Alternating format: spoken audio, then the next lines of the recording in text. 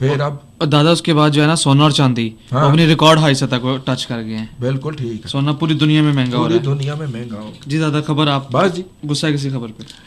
ये जो ministry of commerce जो है उसने ट्रेनिंग प्रोग्राम शुरू कर दिया है कि एक्सपोर्ट की जाए स्किल्ड मैन पावर। मैं सदके जाऊँ, अमीन फ़हीम साहब जो हैं वो बस अब मुँह आई गाल ना रहती है, लेकिन मैंने रोक ली है। आज फेसबुक पे करूँगा, ठीक है, छोड़ेंगे नहीं। फेसबुक पे करूँगा। अमीन फ़हीम साहब को जाग आ गई है नींद से, हैं जी, वो आके कहते हैं यार वैसे कितने ये ब्यूरोक्रेसी बनाती है अहमक लोगों को, हमारी पॉलिटिशियन को। देखो पाकिस्तान में एक अदारा एग्जिस्ट करता है जिसका नाम है टेक्निकल नेशनल, कौन सा दादा? नेवटेक यार, नेवटेक, नेशनल वोकेशनल ट्रेनिंग, ठीक है, इस तरह का अदारा है, नेवटेक उसको कहते हैं। वोकेशनल की वो ट्रेनिंग देता है जी, ठीक है, ठीक हो गया, सही, वो एग्जिस्ट करता है। अगर मिनिस्ट्री ऑफ कॉमर्स नहीं लोगों को ट्रेन करना है तो उसको और ओवरसीज एम्प्लॉयमेंट जो कारपोरेशन है इसको बंद कर देना जी। ये बोझ हो गए ना फिर, ये बोझ हुए ना यार, एक काम 3 इदारे करी जा रहे हैं। गैर खुदा का, अगर आपने भाई उन अदारों को कहें कि ये है टारगेट हमारा, हमने इस तरह के बंदे बाहर भेजने, अगले 6 माह में या साल में हमें इस तरह की ट्रेनिंग की फैसिलिटीज चाहिए अक्रॉस द कंट्री, हमें लोग ट्रेन करके लॉट हमने तैयार करनी है। अब होना क्या है, ये इनिशिएटिव लॉन्च होना है सिर्फ मखदूम साहब की अपनी कॉन्स्टिट्यूएंसी के अंदर, जो उनका हल्का है। हाँ जी, उस हल्के से उनके झूठे सच्चे कारकुनों को झूठे सच्चे सर्टिफिकेट दे के बाहर भेजा जाना, मुरीदैन को है। ये इसी तरह ओवरसीज का जो अदारा था ना सामीन कराम, आज से कोई 10-12 साल पहले मियाँ गुलाम फरीद मानेक नहीं, मियाँ मानेका साहब जो थे, गुलाम अहमद खान मानेका साहब के पास आया था, तो पाकपतन में सारे ओवरसीज के अदारे खुल गए थे ट्रेनिंग के, और वहाँ के लोगों को धड़ाधड़ बाहर भेजा गया था। जब तक ये नहीं ना बात ख़त्म होगी, ठीक है, उस वक्त तक। और वैसे हमने इन पे तकिया कौन सा किया हुआ है, हमारे लोग तो बेचारे खुद कंटेनरों में बंद हो के बाहर जाते हैं। अभी कल ही अदालत में केस पेश हुआ है, तो वो बेचारे बाहर से जलील हो के वापस आए हैं, अदालत में उनकी बेल छेल लगी हुई। दादा साउथ अफ्रीका में लोग कैसे जाते हैं? कीनिया का वीज़ा लगवाया आगे कंटेनर में, बेचारे मर भी जाते हैं। ठीक है, तो इसलिए सामीन कराम मेरा ख्याल है कि इसके ऊपर आपको भी अखबारात में आवाज़ उठानी चाहिए कि मिनिस्ट्री ऑफ कॉमर्स का काम जो है वो मैन पावर एक्सपोर्ट नहीं है, प्रोडक्ट एक्सपोर्ट है उसका काम। वो प्रोडक्ट की एक्सपोर्ट्स बढ़ाए, FTA फाइनलाइज करवाए, XTA साइन करे, ठीक है, मुख्तलिफ FTAs के अंदर पाकिस्तान के एक्सपोर्टेबल गुड्स डलवाए, टेक्सटाइल डलवाए, धागा डलवाए, ग्रे क्लॉथ डलवाए, ना कि लेबर एक्सपोर्ट करे, ना कि लेबर की एक्सपोर्ट के अंदर कूद पड़े। वो बाकी लोग जिनका काम है उनके लिए छोड़ दे, ठीक है जी। LCCI ने जो बिजनेस वॉक कल की थी ना ऑर्गेनाइज, आज उसकी खबर बिजनेस रिकॉर्ड तस्वीरें भी छपी हुई हैं, अच्छी छपी हुई है जी। और जनाब अल्लाह तुम्हारा भला करे, मैं छेती खबरें मुकाऊं यार, खबरें आज बहुत ज़्यादा हैं सामीन कराम। और ये प्रोग्राम जो है इसमें हमने चूंकि कई दिनों से आपको फीडबैक भी नहीं दिया, पहले कल वाले फीडबैक कार्ड जी आज भी फीडबैक शामिल करेंगे। लो जनाब, जब तक मौजूदा गवर्नमेंट बरसर इक़्तिदार नहीं आई थी उस वक्त तक रेलवे की सब्सिडी थी 5 अरब 6 अरब 7 अरब साल की।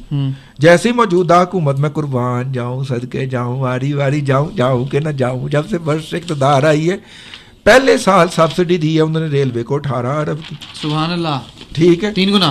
दूसरे साल जो है वो कुछ 32 अरब के करीब पहुँचाई है, और अब रेलवे कहता 50 अरब दोगे तो ट्रेनें चलनगियाँ वरना नहीं चलनगियाँ।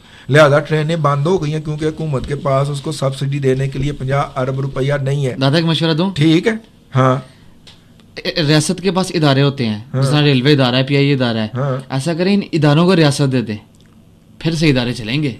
तो वो हमने दी हुई है ना वर्दी वालों को रियासत पूरी रियासत हमने दे दें तो वो मुझे चुकवाएगा मेरा नहीं दादा, वो ईमान से इस दफा उन्होंने मारना भी पड़ा है, मुझे गुस्सा पड़ा है उनको मेरे ऊपर काफी देर का उन्हें ग्रज इकट्ठा हुआ है। हाँ, उन्होंने मारना भी बहुत, नहीं वो मेजर फरूक है ना अपना, यहाँ पे 2 मेजर फरूक हैं, एक बड़ा फरूक एक छोटा फरूक। दादा रियासत के अपने इदारे होते हैं, यहाँ बहुत से इदारे हैं जिनकी रियासत अपनी है। हाँ, उन्होंने रियासत रखी हुई है रियासत रखी हुई है हल्के फुल्के कामों के लिए। तो मेजर फरूक जो है ना वो मेरा मतलब रोटी छोटी पहुंचा देता है फिर अंदर।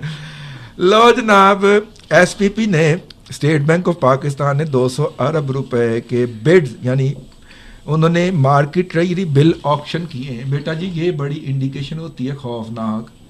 ये हुकूमत ने 200 रुपया इकॉनमी में से निकाला है। सामईन कराम, इसका मतलब ये है कि हुकूमत को भी कान खड़े हो गए हैं कि मुल्क में अफरात ज़र की सतह खौफनाक हद तक ऊपर जा रही है, तो वो जो इकॉनमी के अंदर पैसा रिवॉल्व कर रहा होता है उसमें से फिर वो पैसा बाहर निकालते हैं ताकि अफरात ज़र के ऊपर थोड़ा सा काबू पाया जाए। ठीक है जी। तो ये जो है जी रेलवे की, हम कहते हैं कि रेलवे को कोई सब्सिडी ना दी जाए। अब देखो ना, लाहौर नारोवाल रूट के ऊपर जो ट्रेन चलती है उसके साथ 3 बोगियां जाती हैं। वो इंजन जो है वो 22 बोगियां खींच सकता है। ठीक है, ठीक है। बाकी 18 बोगियां लगाने से किसी ने रेलवे को रोका है? नहीं रोका। बोगियां खराब हैं, वो वर्कशॉप में खड़ी हैं, और आप अंदाजा करो एक बोगी पे 10,000 रुपए से ज्यादा का खर्चा नहीं आता उसको मेंटेन करने पे, उसको दोबारा रिवाइव करने में और इधर लगाने में। वो बोगी जो है उसने कोई 120 किलोमीटर की स्पीड पे तो नहीं ना भागना। ये इस रूट के ऊपर या लाहौर सम्मा सट्टा रूट रास्ता कसूर पाक पतन, यहाँ पे तो एवरेज स्पीड उसकी 60-70 किलोमीटर होती है। उतने पे वो बोगी दौड़ लेगी। इसका एक और भी तरीका है कार। ठीक है, वो बोगियां दें प्राइवेट सेक्टर को। ओके, ये प्रेजेंटेशन भी एक बच्चे ने पेश की थी, लेकिन रेलवे को कौन मनाए, ये इस वजह से उसकी प्रेजेंटेशन को इनाम नहीं मिला यंग एंटरप्रेन्योर के अंदर है। लेकिन अगर प्राइवेट सेक्टर को ही वो दे दी जाए कि ठीक है जी ये 2 बोगियां भी हम चलाने का तकल्लुफ नहीं करते, ये बोगियां खड़ी हैं हमारी, इनको रिवाइव कर लो और चला लो, ये इंजन है। बल्कि कहेंगे इंजन भी नहीं है, इंजन भी अपना लेके आओ। ठीक है, प्राइवेट सेक्टर कर लेगा। लेकिन रेलवे के अंदर जो बैठे हुए लोग हैं, ब्यूरोक्रेसी को कौन बनाएगा? वो नहीं, वो कहते हैं अगर बाहर से आके प्राइवेट सेक्टर ट्रेन चला गया तो हमारी तो नाक कट्टी गई, हम तो ना अहल न लायक और करप्ट साबित हो गए, एस्टेब्लिश हो गए ना कि आप वो काम नहीं कर सके प्राइवेट सेक्टर। उन्हें पता है इस बात का, उन्हें पता है, लिहाजा वो कभी भी प्राइवेट सेक्टर को ट्रेन नहीं चलाने देंगे और रेलवे मुसलसल खसारे में रहेगा। और इस दफा 50 अरब रुपया कौम तैयार रखे रेलवे को देने के लिए। ठीक है, अगर नहीं देते तो फिर अपना इंतजाम कर लो। ठीक है जी। यार ये खबर के अंदर तुम ना एक गलत लफ्ज पढ़ रहे थे। कौन सा दादा? जौक दर जौक। जौक दर जौक? हाँ, ये जौक दर जौक नहीं होता, ये जूक दर जूक होता। अच्छा, जीम पे पेश है। जीम पे पेश है। ठीक है दादा। मैं आज सुन रहा था ना सुबह सुबह, ठीक है, जो खबर चला रहा था मैं। हाँ, तो मैंने कहा मैं जाके बताऊंगा। सही हो गया दादा, आइंदा ख्याल रखूंगा। जतरोफा के ऊपर किसी ने पूछा था जी हमसे, उस पर भी हम बात करेंगे। लेकिन स्टेट बैंक ऑफ पाकिस्तान नहीं, बर्मा शेल देखो यार है एक, तुम्हें मैं हिसाब ना सिखाऊं आज? सिखाएं। ठीक है, मैंने तुम्हें दिए 50 रुपये। ओके। रेहान की जेब में 100 रुपया।